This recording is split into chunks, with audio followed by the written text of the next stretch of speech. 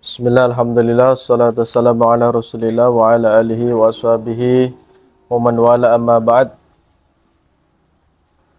Alhamdulillah, in this morning we will continue our ngaji with the new kitab, the new book. The name of the book is Riyadhus Shalihin. Have you ever heard? Yeah.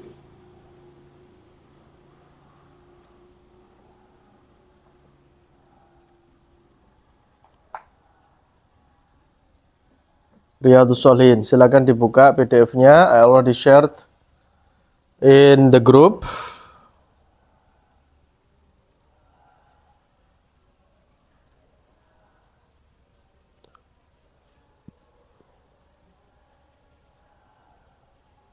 Sudah?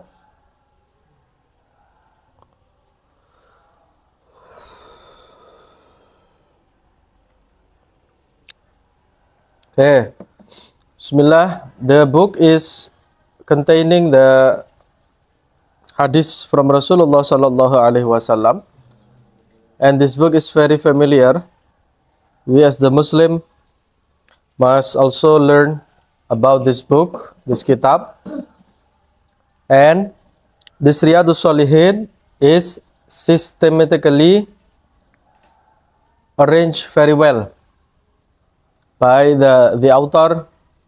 The name is Imam An-Nawawi. Imam Nawawi or Abu Zakaria Yahya bin Sharaf An-Nawawi, which is born in the city of Nawa. The name of city is Nawa. So that's why he is famous by Imam An-Nawawi. Nawawi. It shows the location. Imam Al-Bukhari, he comes from Bukhara. Okay? Bukhara sekarang itu di Uzbekistan. Do you want to go there? Uzbekistan. Negara yang bagus, sejahtera. Negaranya tertutup, tapi bagus. Tertutup itu maksudnya tidak terlalu mengikuti barat ya. Kalau kita kan terbuka. Justru sebenarnya negara yang otoriter itu bagus kalau menurut saya. Sepenting manut, welfare, sejahtera. Tapi pemimpinnya memang, presidennya memang komitmen sehingga negara itu untuk kemakmuran rakyatnya, kesejahteraan itu salah satu Uzbekistan. Negaranya maju itu. Itu Imam Bukhari dari Bukhara, Imam Nawawi dari Nawa. Nawa, sebuah desa, sebuah kota kecil di Damaskus. Damaskus ya sekarang itu Syria ya. Syria atau Syria. Dulu namanya Syam. Ya, Syam. Suria, kemudian Palestina, Jordania itu termasuk dulu dalam satu kesatuan, the name previously called by Syam. Imam An-Nawawi ini dari keluarga sederhana, he is very humble and also very love to the knowledge from his childhood. Imam Nawawi ini belajar di Damaskus, kemudian terkenal dengan kecerdasannya. Di usia muda Imam Nawawi itu sudah mengajar, menulis banyak. There are so many his works, karyanya di bidang fikih, hadis, tasawuf dan semuanya. Ya, salah satu yang terkenal kitabnya ini. Ya, kitabnya banyak sekali. Dan Imam An-Nawawi itu umurnya tidak panjang. Usianya hanya 45 tahun, tapi dalam usia 45 tahun, karyanya melebihi usianya. Sangat banyak sekali. Dia adalah orang yang zuhud. Ya. Kemudian, di antara karyanya, ada kitab At-Talibin, Raudhatut Talibin, 12 jilid. Kemudian ada Syarah Sahih Muslim. Ada kitab Asma wal Lughah dan seterusnya, kitab Al-Adhkar, Riyadhus Shalihin, Al-Maqasid At-Tibyan fi Adabi Hamalatil Quran dan seterusnya. Wafat dalam usia 45 tahun.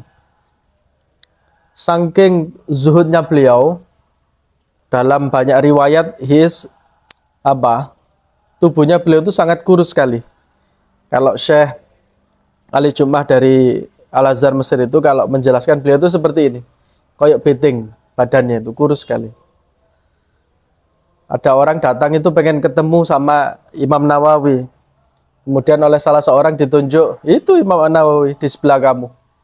Dibayangkannya itu Imam Nawawi itu gede gagah pakai jubah, orangnya sangat sederhana sekali, badannya kecil, kurus. Bahkan menurut keterangan Syekh Ali Jum'ah itu, Imam Nawawi itu kalau tidak salah sekitar 10 tahun itu tidak pernah tidur secara terlentang gini. Dia itu tidurnya duduk. Jadi kalau tek gini bangun, ngarang kitab lagi, belajar lagi. Saking begitu, tubuhnya sampai kurus sekali, sampai kecil sekali beliau. Nah itu hebatnya Imam An-Nawawi. Ini Imam Nawawi yang di sana ya, di Damaskus, bukan Imam Nawawi Banten, beda. Ya, Imam yang ngarang kitab Riyadhus Shalihin itu bukan dari Banten. Itu juga punya kitab namanya Arba'in Nawawi. Itu yang dari Banten punya kitab namanya Al-Arba'in An-Nawawiyah, kumpulan 42 hadis karangan yang disusun oleh Imam An-Nawawi Banten. Itu beliau juga ulama terkemuka, ulama Hijaz. Hijaz itu tanah Mekah dan Madinah, dimakamkan di sana. Ulama-ulama dulu itu ya banyak yang dimakamkan dari Indonesia ya, yang dimakamkan di sana. Syekh Nawawi Al-Bantani, kemudian siapa itu Syekh Mahfud Termas dari Termas Pacitan, itu makamnya di sana. Kemudian Syekh Arsyad Al-Banjari dari Banjari itu di sana. Syekh Khotib Minangkabawi dari Minangkabau itu dimakamkan di sana, di Ma'la. Bayangkan, orang Indonesia di sana jadi ulama besar, dan itu membuka kelas, ya, membuka pembelajaran diikuti oleh from many countries. Sekarang enggak terjadi. Dulu itu saking pinternya. Generasi terakhir itu siapa? Syekh Yasin Al-Fadani. Al-Fadani dari Padang. Itu julukannya Musnidud Dunya, sanate sak dunyo, karena semua sanat itu ibarat ijazah, ibarat legalitas. Beliau punya itu semua ilmu itu dari disiplin apapun, beliau punya otoritas resminya. Itu Syekh Yasin Al-Fadani. Itu ulama Indonesia terakhir yang mengajar di Mekah, kemudian diagung-agungkan di sana. Bahkan ketika beliau akan kembali ke Indonesia, Raja Saudi ketika itu mengiming-imingi banyak fasilitas, digandoli lah istilahnya. Tapi beliau ya sering juga datang ke Indonesia untuk memberikan pembelajaran atau memberi ijazah dan seterusnya. Itu dari Indonesia banyak sekali.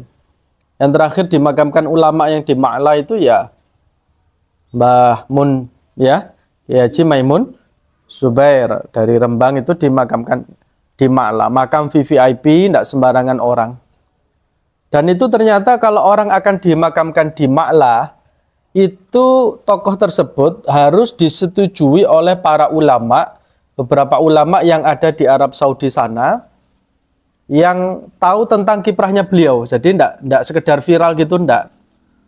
Jadi divalidasi, ibaratnya sudah teruji oleh profesor-profesor sana, para ulama, bahwa yang bersangkutan ini memang layak untuk dimakamkan di situ.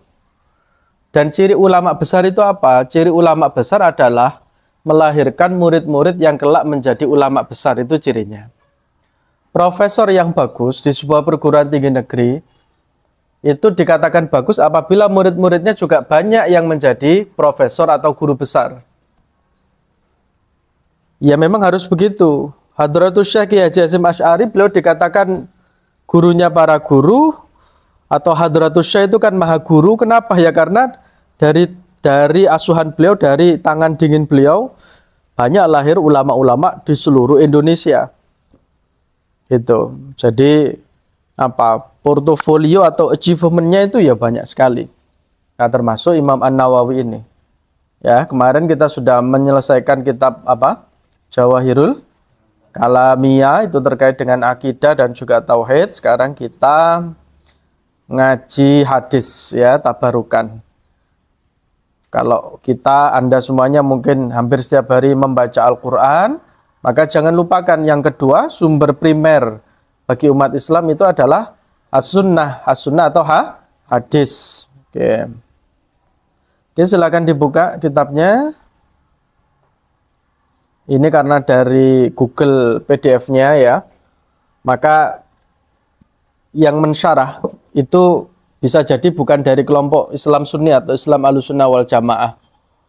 Ini yang mensyarah, yang memberikan penjelasan ini LC ini dari lulusan dari sana. Ya, ditakhrij oleh Syekh Nasiruddin Al-Albani. Nah, kalau dari Al-Albani kan sudah ketahuan kelompoknya mana. Tapi nanti kita hanya merujuk atau membahas tentang hadis dan juga maknanya saja. Makna aslinya ya, bukan penjelasannya. Karena kalau penjelasan itu bisa dibelokkan. Tergantung hawa nafsu ya. Hadisnya Rasul ngene, tapi bagi beberapa orang itu kan bisa beda-beda tergantung dia aliansinya kemana, gitu kan. Bismillahirrahmanirrahim. Bab pertama. Bab pertama tentang menjelaskan apa? Al-ikhlas, tentang ikhlas dan menghadirkan niat dalam segala perbuatan, ucapan dan keadaan yang nampak maupun yang tersembunyi. Allah Subhanahu wa taala berfirman, "Wa ma umiru illa liya'budullaha mukhlishina lahuddin, hunafa'a wa yuqimus sholata wa yutuz zakata wa dzalika dinul qayyimah." Ini dasar dalam Al-Qur'an. Padahal mereka tidak disuruh kecuali supaya mereka menyembah Allah dengan memurnikan, mukhlisin, ikhlas. Ikhlas itu artinya murni. Murni itu artinya tidak terkontaminasi oleh kepentingan apapun. Jangan-jangan kita ini bersolawat kepada Nabi itu karena ada alasan tertentu. Nah, yang dikhawatirkan adalah ketika alasan tersebut sudah tidak ada, apakah kita masih murni bersolawat? Ya belum tentu. Ya, maka makom level yang terendah itu adalah orang bersolawat mungkin karena pengen kaya, rezekinya, yuk gak apa-apa, tapi ya levelnya sampai di situ aja. Nanti kalau sudah kaya bagaimana? Ya, wallahu alam. Kembali lagi ke niat dia. Kita itu diperintah untuk beribadah kepada Allah mukhlishina lahuddin, dengan memurnikan, ikhlas taat menjalankan agama, hunafa, hanif. Hanif itu artinya lurus, tidak belok-belok. Wa yuqimus shalah, mendirikan salat, wa yutuz zakat, menunaikan zakat, wa dzalika dinul qayyimah, itulah agama yang lurus. Ini terdapat dalam surat Al-Bayyinah ayat 5. Ayat yang kedua dalilnya, la yanallaha luhumuha wala dima'uha walakin yanaluhu taqwa minkum. Daging-daging onta dan darahnya yang disembelih sekali-kali tidak dapat mencapai keridhaan Allah, tetapi ketakwaan dari kamulah yang dapat mencapainya. Jadi kalau ada orang berkorban, ya, itu jangan kita menganggap daging yang kita korbankan, darahnya, bukan itunya, tapi Allah melihat kepada takwanya. Hati-hati. Kenapa kok demikian? Karena menurut keterangan itu, orang-orang jahiliyah dulu itu suka mengusap-ngusap dinding Ka'bah dengan daging dan darah hewan kurban. Nah, melihat seperti itu, sahabat Nabi mengatakan, kami lebih berhak mengusap-ngusapnya, kata sahabat Nabi. Kemudian diturunkanlah ayat, Allah menerima hal tersebut dan memberi balasan atasnya. Ini memberi balasan kepada para sahabat maksudnya. Ya. Nah, ini kesalahan konsep jahiliyah itu dikiranya dengan simbol mengusap-ngusap Ka'bah dengan daging darah hewan kurban itu mereka mendapatkan keberuntungan, padahal tidak seperti itu. Dalil yang ketiga, qul in tukhfu ma fi sudurikum aw tubduhu ya'lamullah. Ini dalam surat Ali Imran ayat 29. Nah, sekarang hadisnya. The first hadis. Hadis yang pertama. Tolong dibaca Ustaz Ari, silakan dibaca.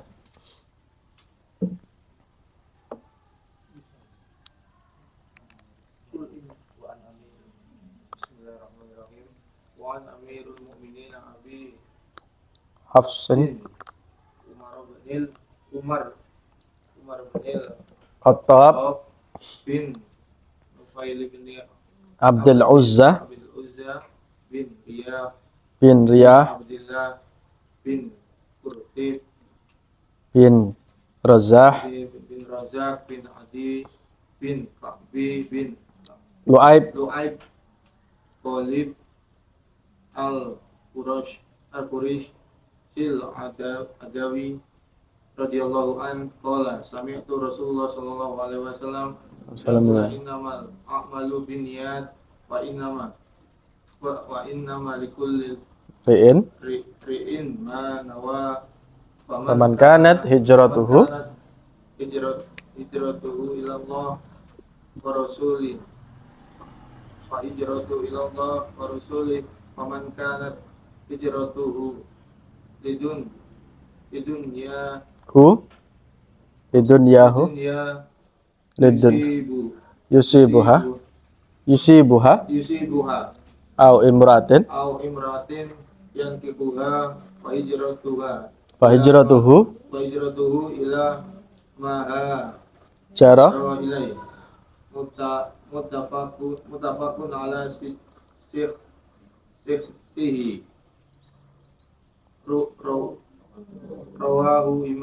rawahu imamal muhaddisina ya. Oke, cukup. Menggos nggak sampean ya. Maca jenenge wong Arab ya, bingung. Nah, ini hadis pertama, ini hadis yang bahkan Imam Nawawi Al-Bantani ketika nyusun kitab Arba'in Nawawi itu juga sama, ini hadis pertama. Hadis tentang niat itu ya ini. Innamal a'malu binniyat, itu kan dipotong ya. Asalnya ada lagi. Wa innama likulli imri'in ma nawa. Sesungguhnya semua amal itu, diterimanya amal itu tergantung apa? Niat. Wa innama likulli imri'in ma nawa. Setiap orang akan mendapatkan apa yang dia niatkan. Faman kana hijratuhu ilallah wa rasulih fa hijratuhu ilallah wa rasulih. Barang siapa yang hijrah itu ya berpindah dari satu tempat ke tempat lain, itu karena Allah dan Rasulnya ya, maka dia mendapatkan ridha Allah dan Rasul. Tapi ada sahabat yang tujuannya lain. Waman kana hijratuhu lidunya yusibuha, barang siapa yang hijrah karena nyari duniawi, maka ya dia akan dapat itu. Au imra'atin yankihu hijratu ila ma hajara ilaih, atau seorang wanita yang akan dinikahinya, dia datang ke kota X umpama ya, karena ingin menikahi seorang perempuan, niatnya itu ya dapat itu. Nah, ini Kanjeng Nabi intinya mereorientasi para sahabat yang hijrah itu ya harus ikhlas karena Allah dan Rasulnya. Tapi kalau ada niat lain seperti karena ingin materi atau karena ingin mencari jodoh, ya nanti dia dapat sebatas apa yang dia inginkan itu. Paham tum? Nah, panjenengan ini kadang ya lali, kadang kita ini budal dari rumahnya masing-masing terus ke sini ya. Nek eling ya niat. Nawa itu apa? Niat ingsun ngajar, udah gitu aja. Saya niat ngajar karena Allah Ta'ala. Para santri juga harus diingatkan, saya niat belajar karena Allah Ta'ala, dalam hati aja. Ya. Ya enggak apa-apa, itu bagus. Itu untuk memperbarui niat. Meskipun niatnya mungkin di awal dulu ketika masuk di AIS, meskipun sekarang enggak niat lagi enggak apa-apa, sudah terhitung tetap seperti itu. Tapi kalau diperbarui lagi ya enggak apa-apa, itu lebih baik. Ada pembaruan komitmen ya, sesuai dengan tugas panjenengan.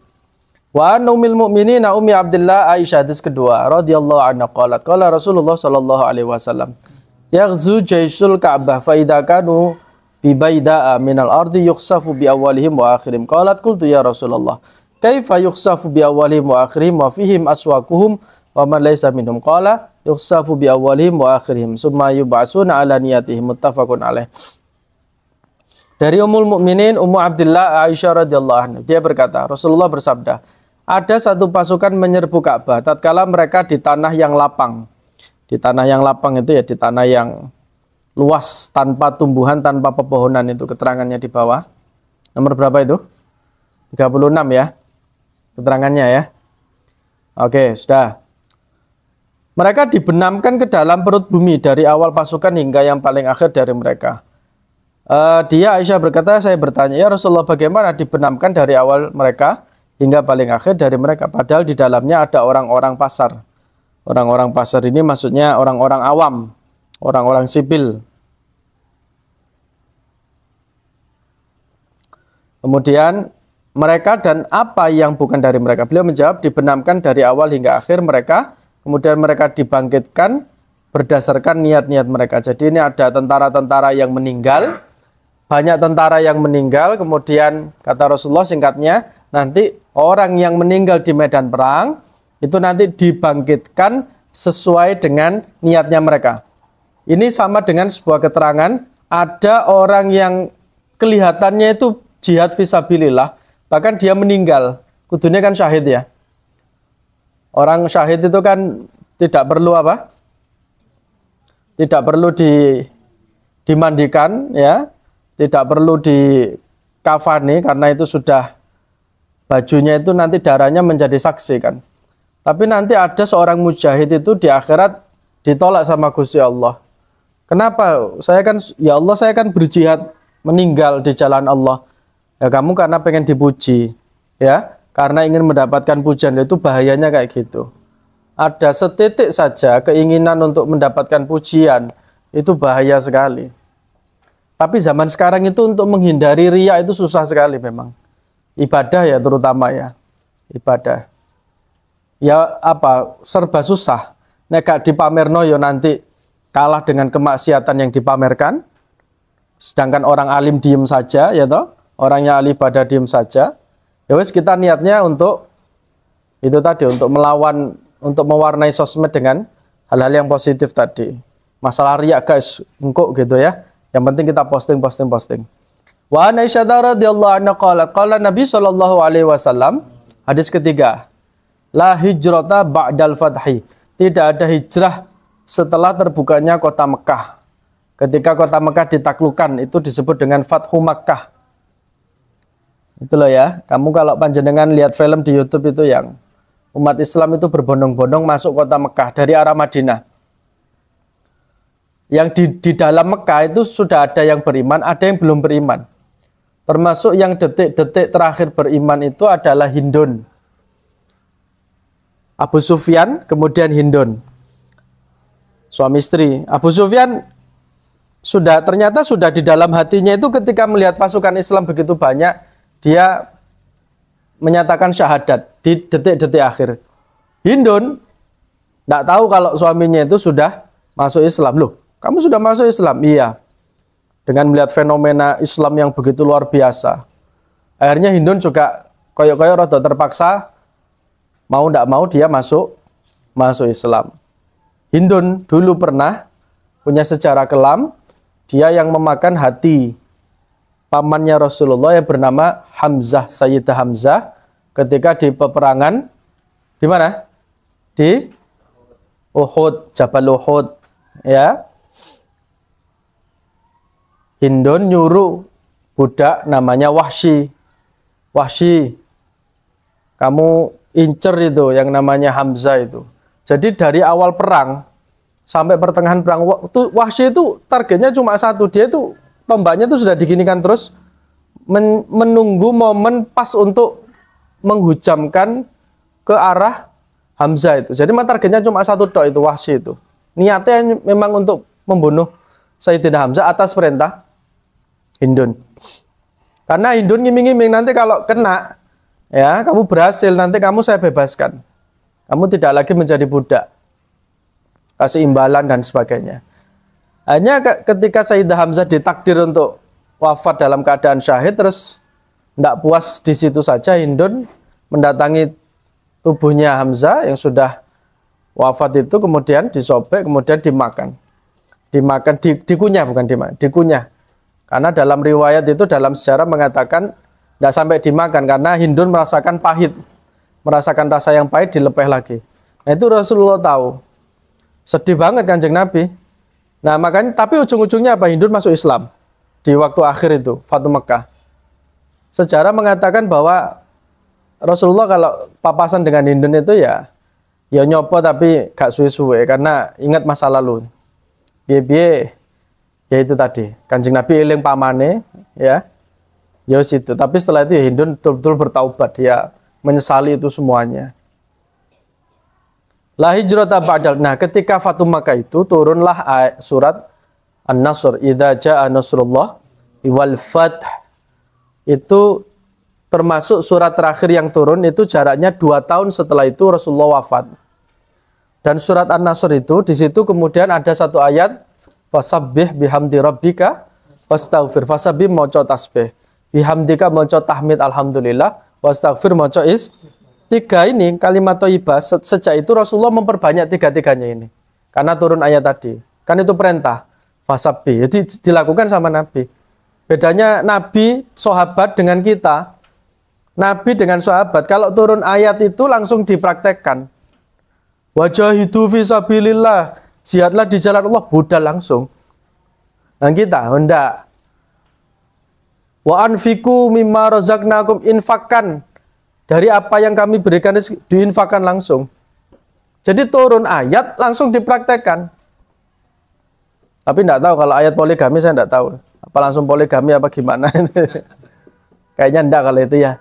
Tapi kalau amalan-amalan yang baik itu, wah para sahabat itu amal soleh itu semangat sekali. Hijrah, suruh hijrah. Suruh sedekah. Suruh jihad. Itu. Makanya terus ada sahabat generasi tabi'in itu yang mengkritik, tabi'in mengkritik sahabat. Kok generasi sahabat itu banyak yang tidak hafal Al-Quran? Di tabi'in ini mengkritik. Kemudian dikritik balik, dibalas balik ya sama sahabat, generasi sahabat yang periode terakhir. Iya, soalnya zamanku biyen gak sempat ngapal Al-Quran, karena begitu turun satu ayat Al-Quran langsung kita amalkan. Ente bisa menghafalkan Al-Quran, belum tentu mengamalkan isinya Al-Quran, diskak balik. Kon ngapal notok, tapi belum tentu mengamalkan isinya Al-Quran. Oke lanjut. Walakin jihadun wa niyatun. Tidak ada lagi hijrah, kata Nabi, setelah Fatu Makkah itu. Akan tetapi yang ada adalah jihad dan niat. Jihad itu ya perang, kalau zaman dulu. Sekarang ini ya bersungguh-sungguh. Panjenengan tenanan ngajar itu jihad. Ya, nyari metode yang paling baik, cara yang paling enak, strateginya, inovasinya. Good, that's very good. Itu jihad panjenengan. Niatnya juga begitu. Wa idastunfirtum fanfiru. Apabila kamu diminta berangkat jihad, maka berangkatlah. Wa ma'na la hijrata min Makkah. Tidak ada hijrah dari Mekah. Li'annaha sharat darul Islam. Kenapa? Karena Mekah waktu itu sudah menjadi darul Islam. Ya, kampung Islam. 100% ya, mayoritas itu adalah beragama Islam. Tapi Kanjeng Nabi ketika Fatu Makkah itu kan tetap ngasih jaminan. Tidak maksa kok. La ikraha fiddin. Barang siapa yang tidak memeluk Islam, kata Nabi, kan ngasih pengumuman itu. Ngasih woro-woro. Aman. Asalkan dia masuk ke dalam rumahnya Abu Sufyan. Itu. Luar biasa Kanjeng Nabi itu. Orang kan akhirnya, kudunya kan orang itu sudah powerful. Dia kan berhak melakukan apa saja. Membunuh, membantai, memerangi. Tapi Kanjeng Nabi tidak memaksa ya. Itu kan orang malah simpatik gitu loh. Itulah yang disebut wa innaka la'ala khuluqin azim. Ya, sampai-sampai Prof. Quraisy itu ketika bikin buku sejarah biografinya Rasulullah, kesimpulannya apa? Kesimpulannya adalah kehebatan Rasulullah itu ya ujung-ujungnya ketemu tentang akhlaknya. Melebihi mukjizat-mukjizatnya yang buahnya tak terhitung. Mukjizat kan banyak. Semua mukjizat yang ada di para nabi itu ada di Kanjeng Rasulullah. Contoh, ini kemarin ceramahnya Syekh Ammar yang terbaru. Ketika di Aku Pampan. Nabi Musa itu mukjizat yang paling terkenal apa? Membelah lautan. Terbelah kan lautan? Frasa atau keyword terbelah ini Kanjeng Nabi juga punya. Kanjeng Nabi membelah bulan hanya dengan jarinya tok diginikan. Tapi kesimpulan dari Syekh Ammar apa? Lebih mulia mana? Nabi Musa yang dibelah itu adalah lautan yang letaknya di bumi. Kanjeng Nabi adalah sesuatu yang ada di langit, di atas sana. Bawah dengan atas, ya mulia sing atas. Podo-podo terbelah, tapi sing iki ning disor, diinjak oleh kaki, di permukaan tanah, yang ini di atas. Ini sudah beda. Nah, ulama nyimpul ngono kan enak. Ulama mikir, beda dengan orang awam. Belum lagi mukjizat yang lain. Apa Nabi Isa menghidupkan yang orang mati. Kanjeng Nabi juga pernah itu. Putranya Jabir itu 2 itu. Yang sering saya ceritakan. 2 putranya Jabir kan meninggal toh. Ya. Jadi ketika ada perang Khandaq itu. Perang Khandaq itu sebenarnya bukan perang. Karena tidak terjadi kontak fisik. Itu hanya sama-sama nunggu saja. Yang umat Islam nunggu di sini. Yang kafir aliansi kaum kafir Quraisy itu nunggu di sana. Kuat-kuatan. Akhirnya kan Allah mengirim angin toh. Akhirnya sampai saking dahsyatnya ekstrim itu cuaca itu kan banyak yang meninggal itu. Karena kalau mereka nekat turun ke dalam parit, ojo dibayangno kok ngarep iki. Ndak. Paritnya itu bahkan ya seekor kuda terbaik itu melompat itu ndak bisa. Ya. Kalau dia ya tinggal dipanah gini aja. Itu siapa?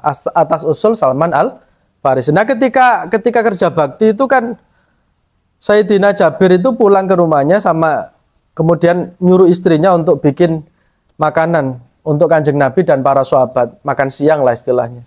Akhirnya dimasakkan. Sama ibunya itu beleh kambing. Punya 2 anak kecil, lagi main-main di atap.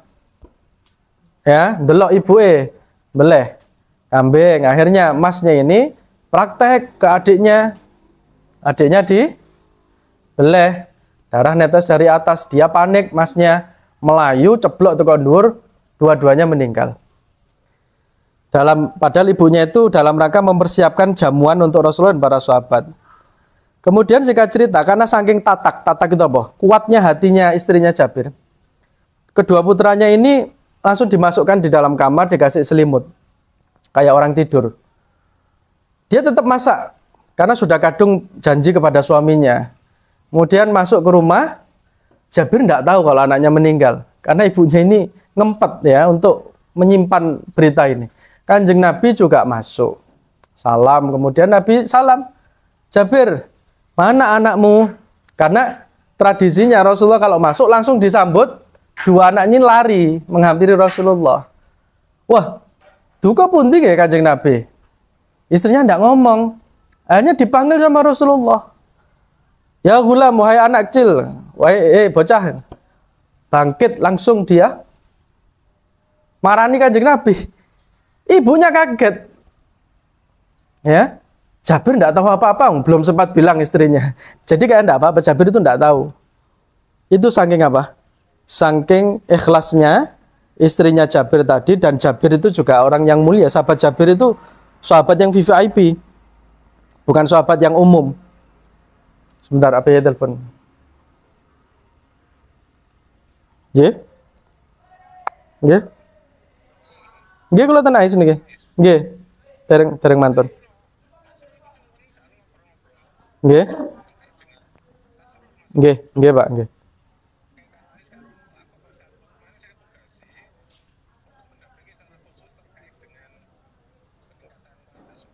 Nggih.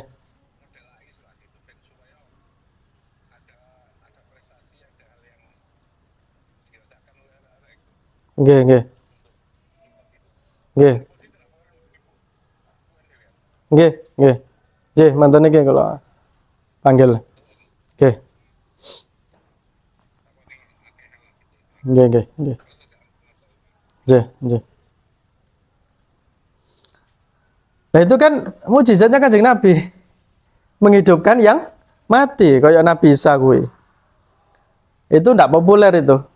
Saya dapat cerita dari kiai di Desa Keras itu, sebelahnya Kuaron. Saya awalnya tidak percaya, bener tidak? Soalnya saya belum pernah dengar cerita itu. Saya cari di Google dengan keyword 2 anak Jabir meninggal ini. Halaman pertama di Google tidak nemu, page pertama. Ketemunya sekitar 7 atau page ke-8 itu baru ada keterangan. Dan itu kalau tidak salah juga nanti termaktub di kitab Riyadhus Shalihin itu ada hadis. Begitu saya tahu ternyata itu betul cerita itu, saya nangis sebenarnya. Ya. Berarti luar biasanya Kanjeng Nabi itu sampai seperti itu. Dan itu masih banyak loh. Maka apa ya? Jadi kalau sekarang ini kan Maulid Nabi ya, bulan masih Rabiul Awal ya. Nah, Prof kembali lagi ke karangan bukunya Prof Qurasyib itu. Beliau menyimpulkan bahwa itu semua karena akhlaknya Rasulullah. Jadi orang masuk Islam, semuanya orang, artinya yang awalnya memerangi Rasulullah kemudian simpatik itu karena akhlaknya. Bukan karena pedang, bukan karena menghunuskan pedang untuk jihad, bukan sekedar dari itu. Muttafaqun alaih wa manahu, karena apa? Karena tidak ada hijrah, karena Mekah itu sudah dikuasai dan Mekah telah menjadi kampung Islam. Titik, wallahu alam bishawab. Rabbi fanfa'na bi barakatihi.